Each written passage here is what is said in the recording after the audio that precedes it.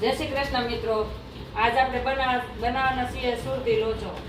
તો આપણે આ દાળ છે ને બપોરે 3 વાગે પલાળી દીધી હતી, તે 6 કલાક પલળી ગઈ।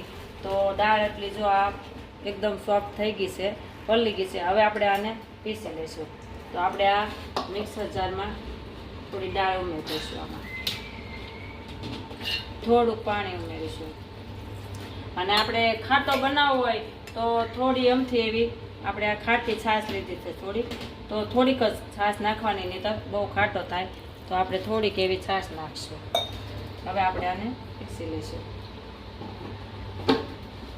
હવે આપણે આ પીસાઈ ગયું છે। આ જો મસ્ત મજાનું મસ્ત એકદમ બારીક પીસાઈ ગયું છે।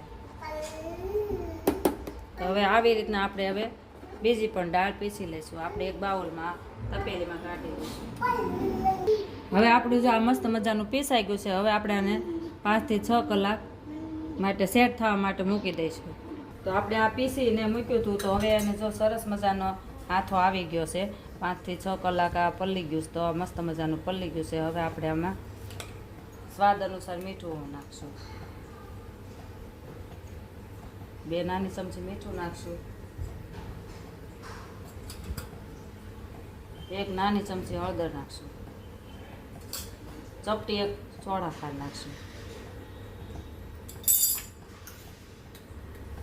તીખું ખાવું હોય એ પ્રમાણે આદુ મરચાંની પેસ્ટ ઉમેરીશું। હવે આપણે એને સારી રીતે હલાવી લઈશું। આપણે 5 મિનિટ હલાવશું એટલે આમાં હવા ભરાઈ જાય અને સરસ રીતે આ ફૂલી જાય, બધું સેટ થઈ જાય મસાલો। હિંગ બાકી રહી ગઈ હતી, તો આપણે 1 ચમચી હિંગ નાખશું। હવે પાછું સારી રીતે હલાવી લઈશું। આપણે આ સરસ બેટર તૈયાર થઈ ગયું છે, ત્યાં સુધીમાં આપણે પાણી ગરમ થવા મૂકી દીધું છે। થાળીમાં તેલ લગાડીને એ પણ તૈયાર રાખ્યું છે। તો હવે આપણે આ લોચો મૂકી દઈશું।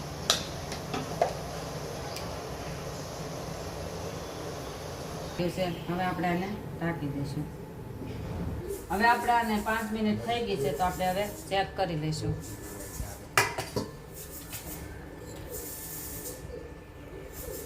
તો આ લોચો આપણો સરસ તળી ગયો છે। હવે તો આ ગરમ ગરમ લોચો હવે આપણે તૈયાર કરીએ જમવા માટે। તો આપણે હવે આમાં લોચાનો મસાલો ઉમેરીશું, થોડીક સેવ ઉમેરીશું, સિંગ તેલ ઉમેરીશું।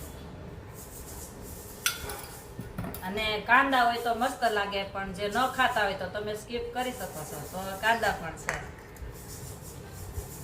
તો આપણો આ સુરતી લોચો તૈયાર છે। તમને જો અમારો લોચાનો વિડીયો કેવો લાગ્યો, તમને ગમ્યો હોય તો લાઈક કરજો, શેર કરજો અને ફોલો કરવાનું ભૂલતા નહીં।